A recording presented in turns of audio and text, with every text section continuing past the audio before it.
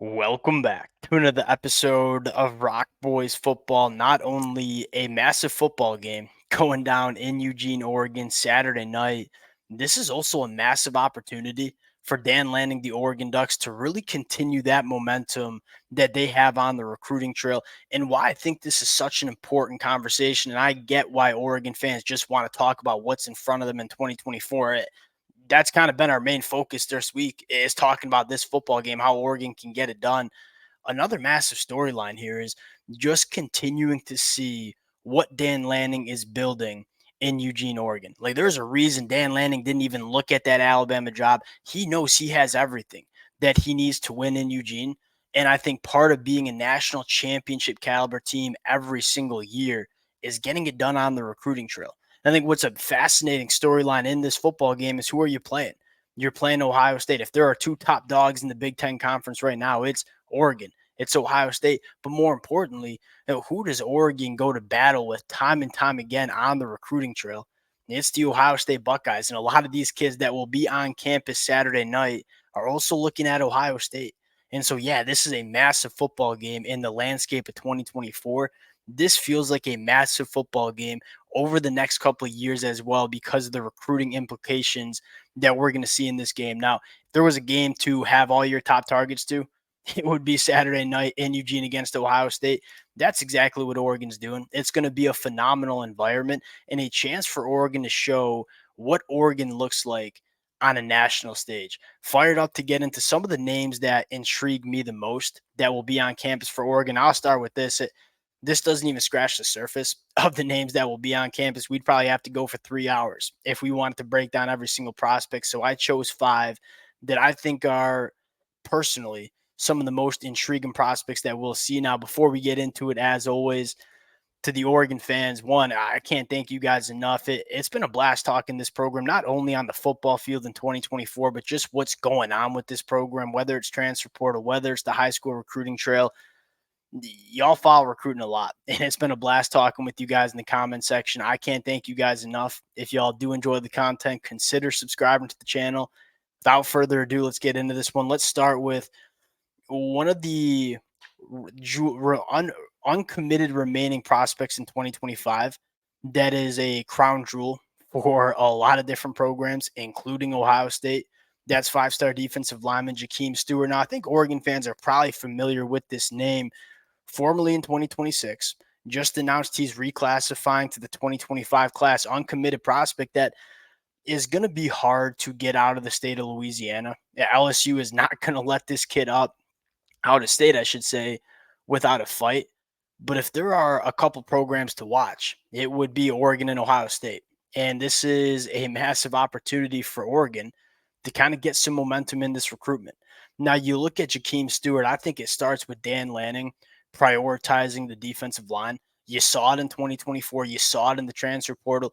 What's been, at least in my opinion, the biggest difference between this Oregon team in 2023 and what you're seeing in 2024, I think it starts with what you're seeing on the inside of the defensive line.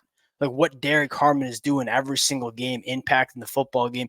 You want to make sure you're getting those kind of guys out of the high school ranks. I think it goes back to Dan Lanning's experience as the defensive coordinator at Georgia, where he had one of the most ferocious defensive lines that we've seen in a really long time. It gets a hell of a lot easier to call a defense when you have a defensive line that you can't run against and you can't pick up in pass protection.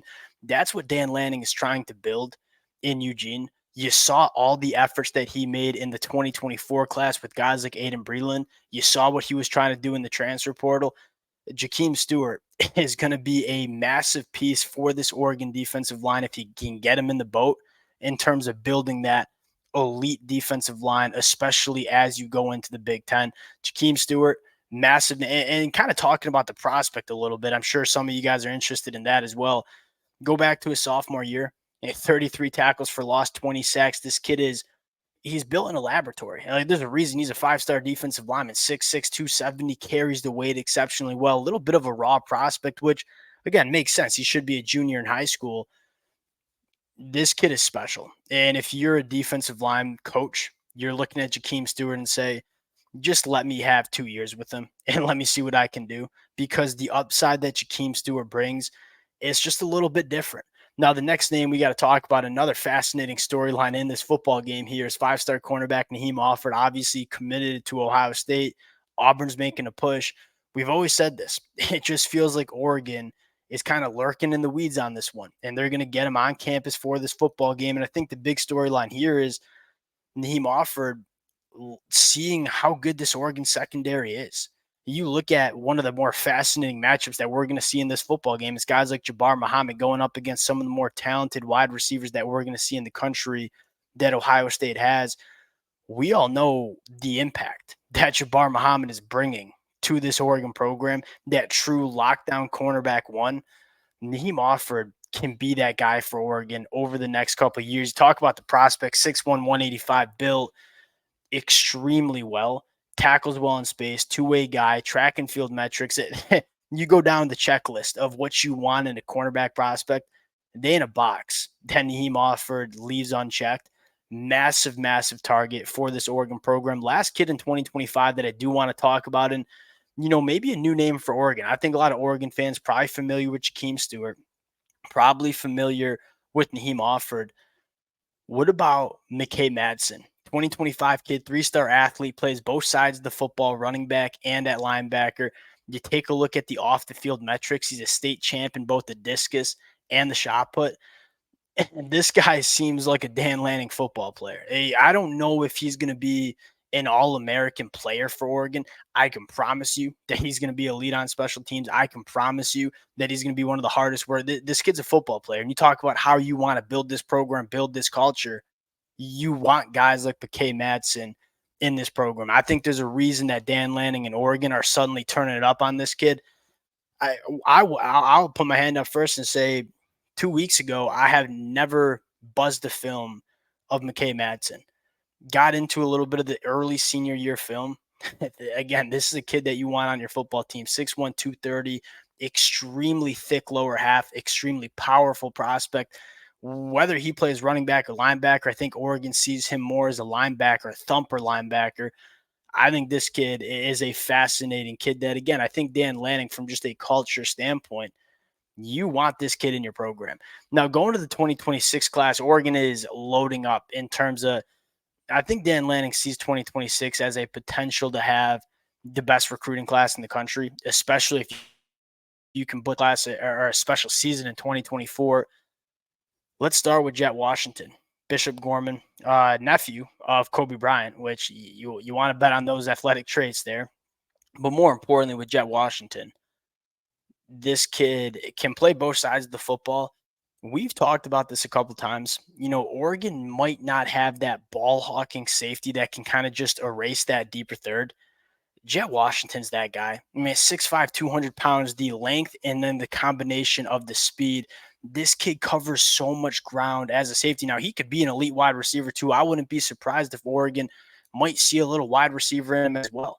At the end of the day, for me, you look at Jet Washington and say, I want you on this team. We'll figure out where you're going to play. Wherever you do play, you're going to be a really good football player. But I look at Jet Washington and say what he can do at that safety position, playing that single high look where he can just be accountable for that whole deeper third because of the size and range that he has. And I think another storyline is, look, we need our safeties to operate in man coverage now, especially working against bigger body tight ends that are kind of often split out wide. What better guy than Jet Washington at 6'5", 200 pounds, extremely physical, coming up and supporting the run. This kid checks a lot of boxes in a body type and caliber player that, kind of what you're getting with Aaron Flowers and Peyton Woodyard.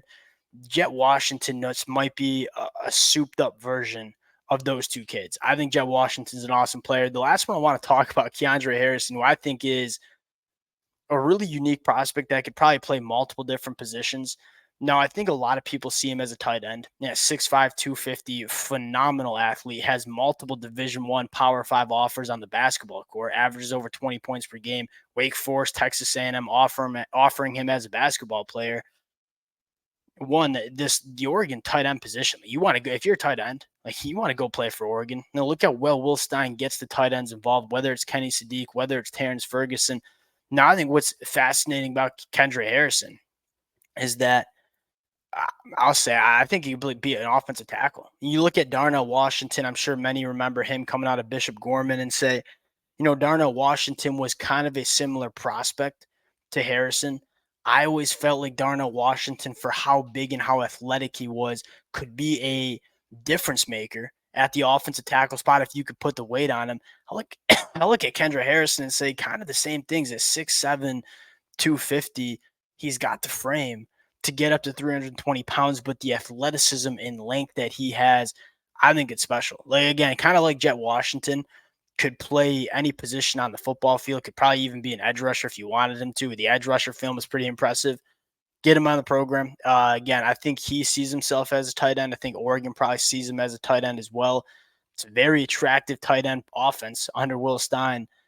Uh, this is another really fascinating prospect. And again, we could go for 45 more minutes talking about other prospects that will be on campus for Oregon. Wanted to pick my top 5.